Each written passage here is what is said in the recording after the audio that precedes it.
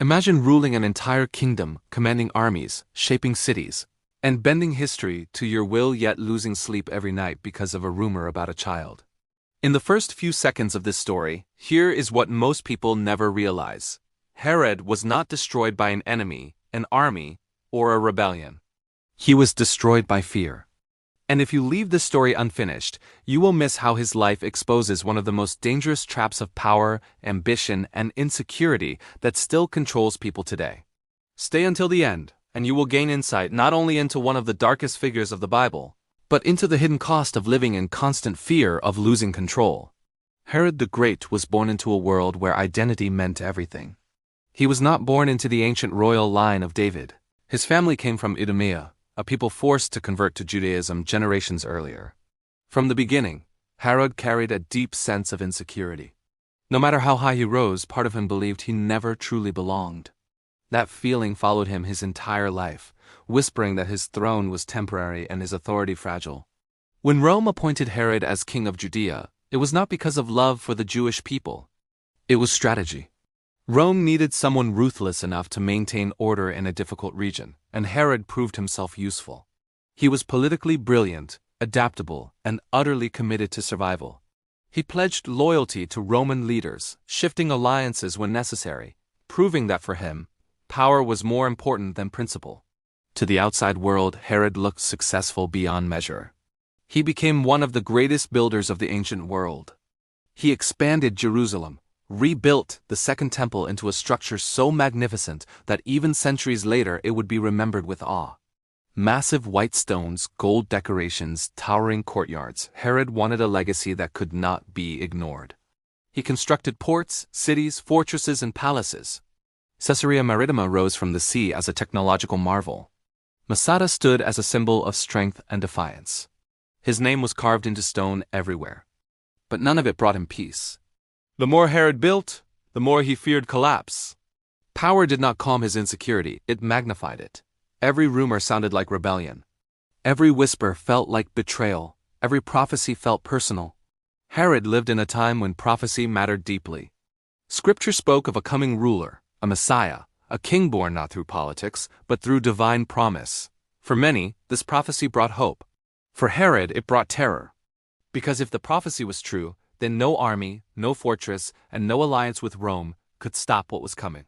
When wise men from the east arrived in Jerusalem, asking where the newborn king of the Jews could be found, Herod's world tilted.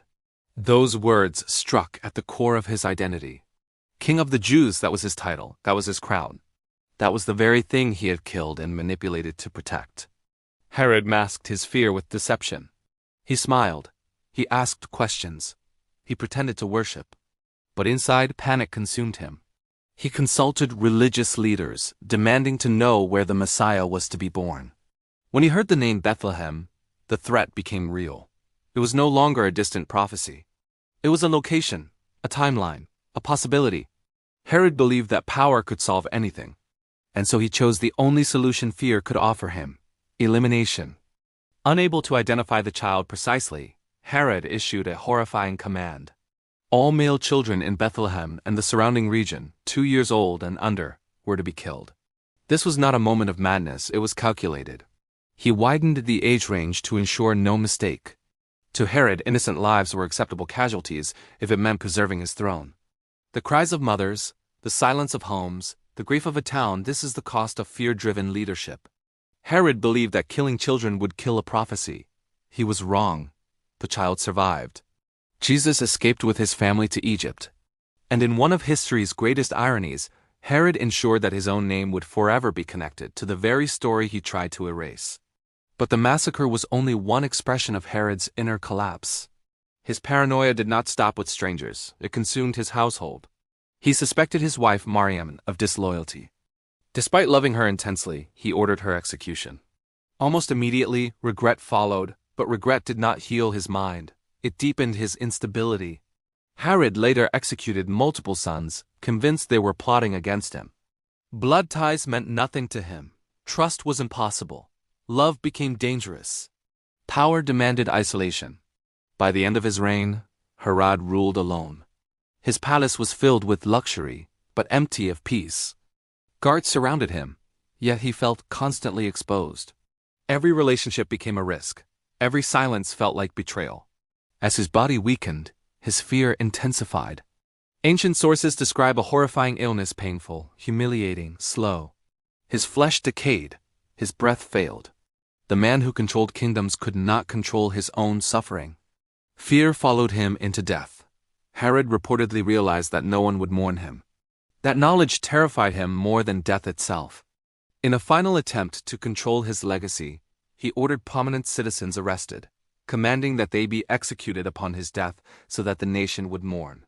Even in his final moments, he sought to manipulate emotion, to force significance where love never existed.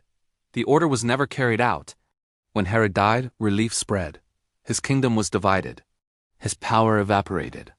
His monuments remained, but his soul had long been empty. Herod wanted to be remembered as great. Instead, history remembers him as fearful. He feared losing power. He feared replacement. He feared insignificance. And in trying to protect himself from fear, he became its greatest victim. This is why Herod's story still matters. It is not just ancient history. It is a mirror. Fear still drives leaders. Fear still justifies cruelty. Fear still whispers that control is the answer. But Herod proves that control without humility leads only to destruction. The child he tried to kill became a symbol of peace, sacrifice, and redemption for billions. Herod became a warning carved into history. Power cannot save a fearful heart. Ask yourself this question honestly. What would you sacrifice to protect what you fear losing? Reputation? Relationships? Integrity? Peace? Herod sacrificed everything and still lost. If you stayed until this moment, you gained more than a story. You gained perspective. You saw how fear disguises itself as strength and how ambition, when unchecked, becomes self-destruction. Now I want to hear from you. Do you believe Herod was more driven by fear or by pride? Could his story have ended differently if he chose humility instead of control? Write your thoughts in the comments. I read every one. If this story impacted you, like the video, subscribe to the channel, and click the link on the screen to continue watching more extraordinary stories from the Bible. The next story may challenge everything you think. You know about power, faith, and destiny.